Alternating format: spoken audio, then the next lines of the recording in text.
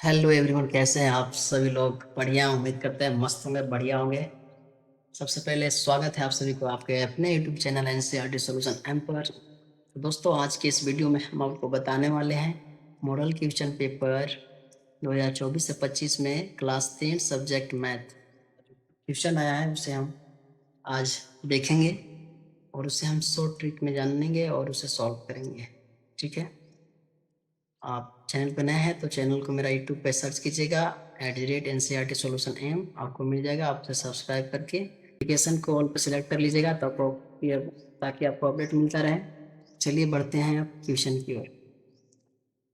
हमारे पास सबसे पहला सेक्शन ए क्वेश्चन नंबर 1।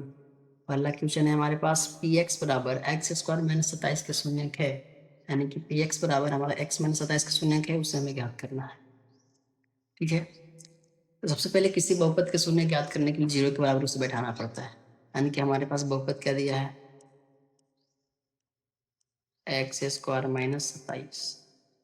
इसको हम 0 के बराबर रखेंगे, बराबर 0। अच्छा, सॉल्व करेंगे क्या हो जाएगा, एक्स स्क्वायर बराबर 0 माइनस से प्लस आ जाएगा इधर 27।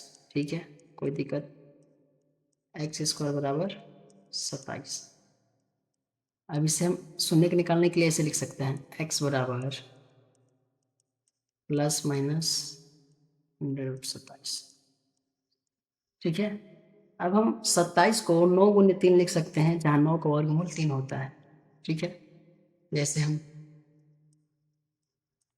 x बराबर प्लस माइनस √9 × 3,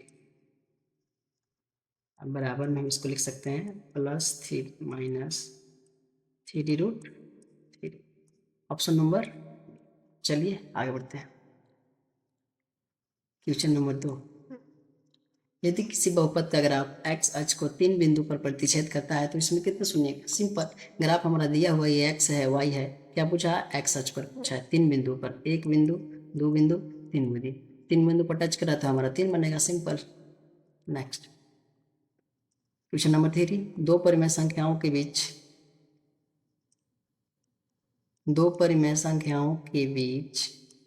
कितनी परिमेय संख्या होती है?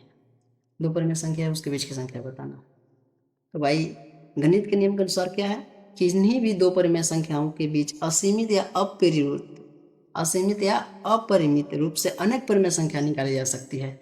जैसे उदाहरण के लिए मान लें 1 और 2 क्या है, हमारा परिमेय संख्या है। अब इसके बीच क्या पूछ रहा है, परिमेय संख्या पूछ रहा है, तो क्या हो जाएगा, 1 और 2 के बीच में क्या आएगा, 1.1, 1.2, 1.11, 1.01 जैसी अनगिनत संख्या आ सकती है। इसे हम क्या बोलेंगे, इनफाइनाइट, यानी कि अनगिनत। ये हिंदी में लिखा हुआ है अनगिनत, आप लोग लिख लीजिएगा, मिस्टेक है, टाइपिंग मिस्टेक। इनफाइनाइट इंग्लिश में सही है, हिंदी में हो जाएगा अनगिनत। ठीक है, नेक्स्ट क्वेश्चन।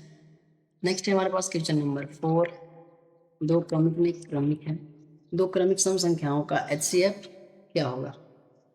यानी कि हमको क्या करना है, क्रमिक मतलब क्या होता है, लगातार। दो लगातार हमें सम संख्या लेना है और उसका HCF निकालना है। ठीक है, उसका क्रम क्या बनेगा, तो कोई भी है, 2 या 4, 10, 12, 2 के बाद 3 क्यों नहीं, कि 3 हमारे पास सम संख्या नहीं है, वो विषम संख्या हो गया। हमें क्या करना है, दो क्रमिक सम संख्या, तो 2 मान के चलिए, 2 और 4,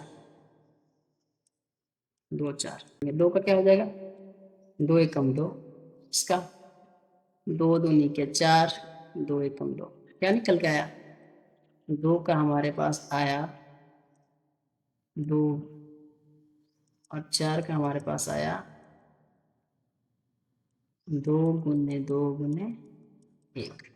अब देख सकते हैं, इसमें भी 2 है, इसमें भी 2 है, यानी एक जोड़ा बन रहा है। क्या बन रहा है, तो आंसर क्या हो जाएगा मेरे प्यारे भाई, आप खुद समझदार हो, आंसर हो जाएगा हमारा ऑप्शन नंबर बी, तो इज राइट आंसर। ठीक है, नेक्स्ट क्वेश्चन है हमारे पास क्वेश्चन नंबर 5, चरो एक्स वाई में समीकरण A X plus P Y plus C बराबर के कितने अधिकतम हल संभव है?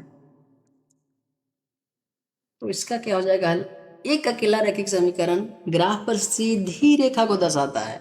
इस रेखा पर स्थित हर एक बिंदु इस समीकरण का एक हल होता है। चूंकि एक रेखा पर अनंत बिंदु हैं और होते भी है, इसलिए हम x का कोई भी मान रखकर y का एक नया मान निकाल सकते हैं। इस प्रकार इससे अगिनत सम होगा, यानी कि इनफाइनाइट होगा। ठीक है।